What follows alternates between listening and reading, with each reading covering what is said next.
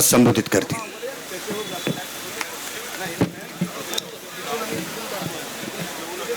सन्माननीय व्यासपीठ येथे उपस्थित असलेल्या माझे सर्व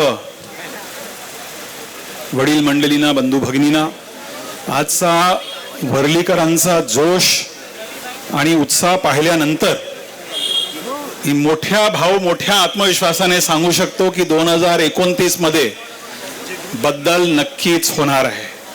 आणि बदल म्हणजे या विभागाचे आमदार, या विभागाचे खासदार यांना आपल्याला रिटायर करायचं आहे.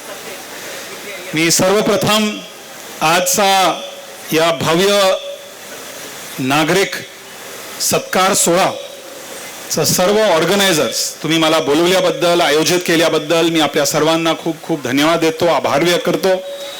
त्याचबरोबर आपल्या सर्वांच्या वतीने आपले लाडके भाऊ सचिन भाऊ आहेर, ऐश्वर्या आहेर, लाली भाऊ यांना मी मनापासून शुभेच्छा आणि अभिनंदन करतो.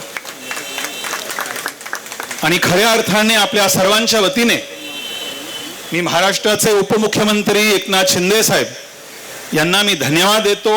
डॉक्टर श्रीकांत शिंदेजी यांना मी धन्यवाद देतो, कारण आज सर्वात जास्त फायदा आणि लाभ सर्वसामान्य वर्लीकरांना होणार आहे, त्याचा मला पूर्ण खात्री आहे. आणि म्हणून मी शिंदे साहेबांचा मी मनापासून आभार व्यक्त करतो. भाऊंना खूप खूप शुभेच्छा देतो.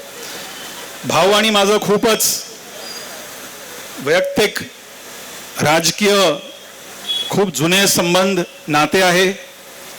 माझे स्वर्गीय वडील मुरलीभाई देवरा या विभागाचे खासदार होते. भाऊनी मुरलीभाईंबरोबर काम केलेले आहेत. आणि मी जेव्हा 2009 मध्ये या विभागाचे खासदार होतो, केंद्रीय मंत्री होतो, तेव्हा भाऊ या विभागाचे आमदार होते, गृहनिर्माण राज्यमंत्री होते.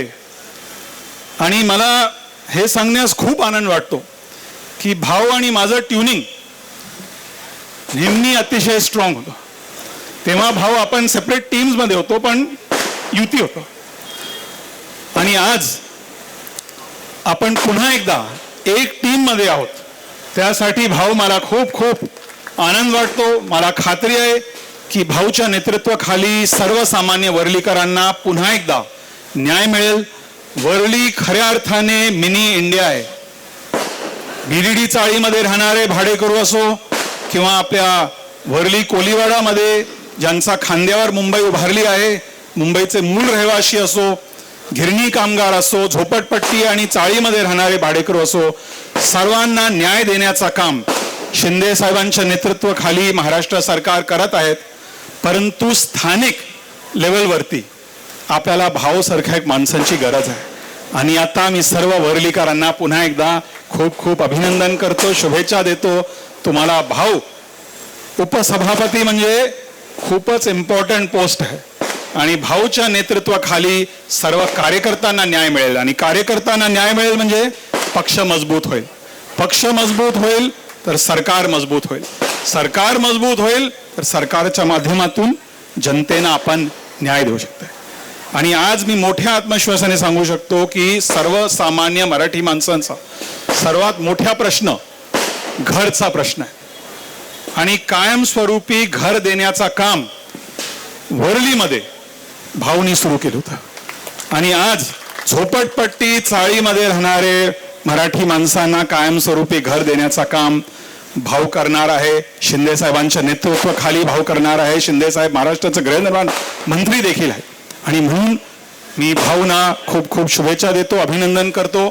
आणि मी एक गोष्टी शेवटी एवढं सांगू इच्छितो की आज मी या विभागाचे लोकसभा खासदार नसलो तरी मला हे सांगण्यास आनंद वाटतो की मी लोकसभा खासदार म्हणून आपल्यासाठी काम करत आहे. आणि मी लोकसभा खासदार म्हणून मला आपल्यासाठी काम करायचं आहे, आपल्याला न्याय द्यायचा आहे.